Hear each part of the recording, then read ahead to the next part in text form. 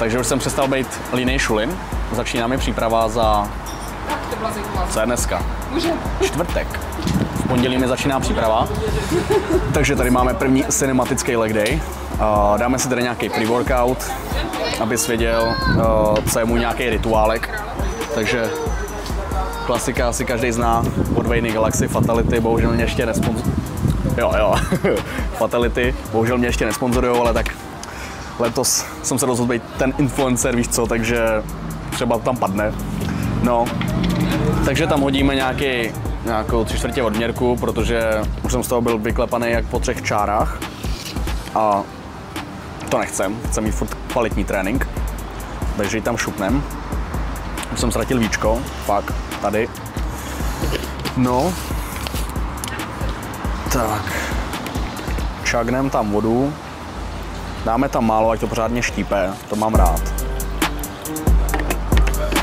Vzal jsem si teda kolovej Fatality a zkoušel jsem ho zmíchat s Monstrem a jak tam jsou ty bublinky, tak to normálně chutnalo jako kolča.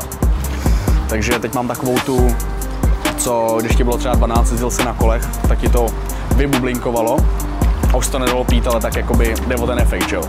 Takže dáme pre-work, tohle čagnu, ne, to nechci, pak tam hodím EAAs, to budeme mít jako intra-workout, máme tady nějakou příchuť, co to je? To bylo nějaký tropický ovoce, nevím, je to prostě sladký, takže dobrý, amina, no, teď si tady pofilujeme s Erikem, pokecáme a už se uvidíme v gymu při tom tréninku. Sem tam něco hodím, nějaký kec, ale spíš to bude fakt takovej ten cinematický trénink. Možná tam hodím nějaký voiceover potom a dovysvětlím třeba proč, co, jak jedu. Jo. Tak jo, vidíme se na trénalu. Já se zatím mrkám na tréninkový plán, aby to tak nějak mám v té hlavě a nemusím jak šulin furt mě do telefonu. No. Klasický nohy, není tam nic extra, že wow. Potřebuju tak nějak ty kvadráky jehemy rovnoměrně zvětšit, takže žádný extra soustředění. A akorát na začátek tak si dávám první cvik úpažek, protože mám malý ramena, potřebuji ramena, zvýšíme objem práce za ten týden na ramena, takže dáme 2 sety, 1 cvik a pak klasicky budeme pokračovat tím leg dayem.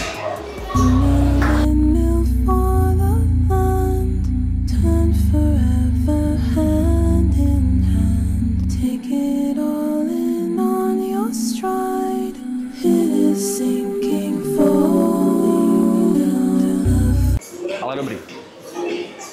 Dáme tady 2 sety na ty adukce, protože chceme mít velký vnitřky stehen. Když hodíš front double, tak tady nebudeš mít mezeru, když hodíš back double, tak to bude vytvářet větší iluzi toho, že máš fakt jako obrovský stehna. Takže pokud máš malé nohy, nejjednodušší, co můžeš udělat, začít cvičit tohle a rozšíří ti to opticky stehna, ale menší penis budeš mít, nebo tak bude aspoň vypadat. Takže něco za něco.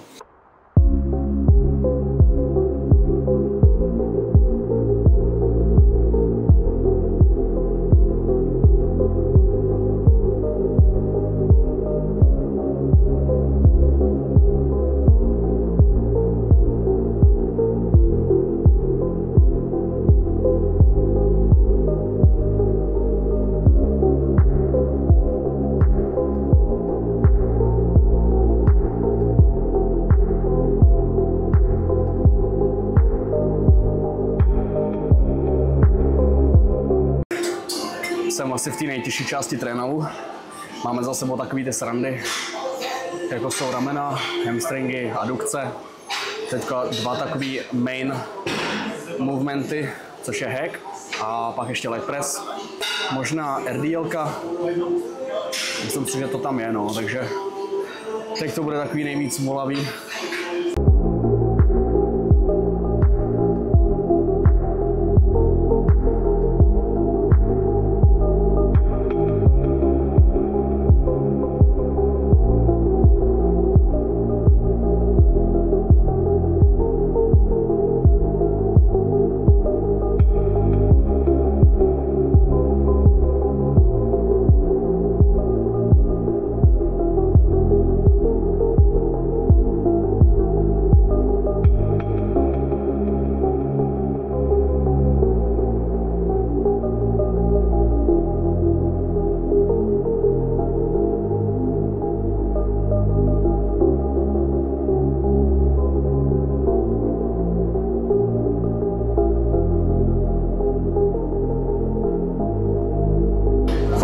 série mi dropne jich asi o 20 bodů. Jsem skoro na nule.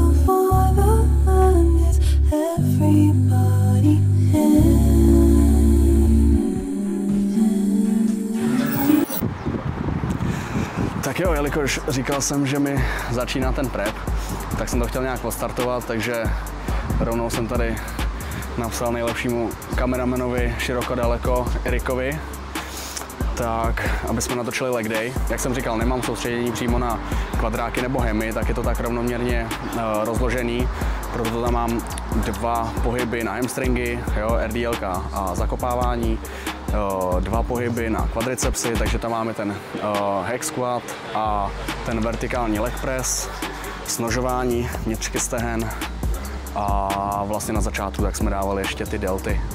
Jo, můžeš si to takhle namíchat, i když tomu říkáš prostě leg day, ale máš nějakou partii, kterou máš fakt jako, že ti zaostává, tak tam prostě jebni 2-3 sety na začátek a normálně ty partie, nebo tuhle, jako třeba ty moje ramena, tak jezdím i mimo, prostě normálně k puši, jo, ale takhle nastřítám líp ten objem, takže ať máš jakoukoliv partii, co tě prostě jebe, co ti neroste, tak ji klidně dej takhle úplně mimo, k těm nohou klidně. No, od pondělí tak mi začíná ten prep, už jakoby oficiálně tenhle týden předtím, tak mám takový přípravný, že už jedu na 100%, vlastně v tom režimu, jo, abych si zvykl na to, že už prostě nemůžu si jen tak otevřít lednici a random si něco dát k jídlu. Je to už prostě, pro mě to hlavně takový mentální switch, že vím, že teďka jedu na 100 a nemůžu ulevit ani trošku. Jakoby můžu, ale mě to pak otevírá takový to v hlavě, že hele, teď jsem si dal trošku tohodle, tak si ještě můžu vzít tady nebo tam a už je to taky na piču, jo, takže pro mě je důležitý pak je fakt úplně přesně. No, to bude asi taková největší změna, prostě nějaký to mentální přepnutí. V neděli dostávám update od kouče podle nějakého check-inu, jestli to necháme, jo, s tím, jak teď jedu de facto na 100% ten plán, co mám, a nebo jestli to stáhneme ještě. Tak nějak jako obecně, jak mám nastavené jídlo, pohybuju se 260 gramů bílkovin, tréninkový, netréninkový bajvočko plus minus 5-10 gramů bílkovin třeba, je tam rozdíl. Jo, největší rozdíl je tam v sacharidech. Tam tréninkový den mám 480, netréninkový 300. Víc těch sachrů, abych poháněl ten trénink, méně sachrů, když se tolik nehejbu, když nemám trénink, takže takhle to je nastavený. Tuky chceme pokryt nějaký základní požadavky toho těla, což je nějakých 60 až 70 gramů tuku na moji váhu. Mám pocit, že mám tréninkový 60, netréninkový 65. Jo, takže tak nějak asi makra, kalorie si můžeš dopočítat. A trénink, tak budu mít klasika push-pull legs, s tím, že jedu 3+1 a vždycky to bude push-pull legs A, push-pull legs B. Budu tam mít trošku jiný pohyby, jo, ale de facto takhle se to bude rotovat. Ty cviky už mám najetý, takže tam už přesně budu vědět, jakou váhu si tam mám dát. Tím se dostávám k setům, většinou 2 až 3 sety, velký partie 2 sety, menší partie 3 sety, rozmezí opakování 8 až 15, když to tak jakoby s obecním. No a jaký je hlavní úkol v prepu? Podržet sílu, podržet váhy se stejnou technikou, jo, aby to bylo fakt standardizovaný, to tempo, technika a tak dále. Pokud už cítíš, že už to úplně nejde udržet, za mě lepší stáhnout objem tréninku, jsem tam nějaký set, uvolnit té regeneraci a furt drtit ty váhy, co to jde. Jo. Až potom, když už ani tohle nepomůže, tak zase záleží, tam může dát nějaký refeed, jo, nebo prostě musíš akceptovat, že už seš hluboko v té dietě, už to prostě padat bude, hlavně na pušových cvicích. A prostě přizpůsobit se tomu, ale za každou cenu držet hlavně tu techniku, to tempo a snažit se i tu sílu teda. Tak to máme nějak pokrytý jídlo, pokrytý trénink, suplementy plus, ještě úplně nebudu rozebírat, ale nejedeme nic wild úplně. Já si stojím za takovým tím názorem, že si chceš nechat takový ty ESA v rezervě a to máš v prepu jak s kardiem, s krokama, s jídlem. Jo, vždycky se snažit udělat nějaký malý krůček, vytřískat z toho co nejvíc a pak udělat další nějaký krok. A jak říkám, je to takhle v té chemce, v jídle, v tréninku. Kdyby tě napadlo, jaký věci by tě zajímaly nebo takhle, tak mi to hoď do komentu, protože já si občas říkám, že to je nuda tenhle content. Jakože když se na to podívám z jiného úhlu na sebe, že ty dny nejsou tak zábavný, jo, ale pak se přestihnu, že čumím přesně na to stejný, jakoby od nějakých mých vzorů, třeba Terence Raffin a prostě nějaký světový klasik fyzici a content creatoři. Takže dávej mi vidět, co by tě zajímalo a vezmu to v potaz při dalším videu.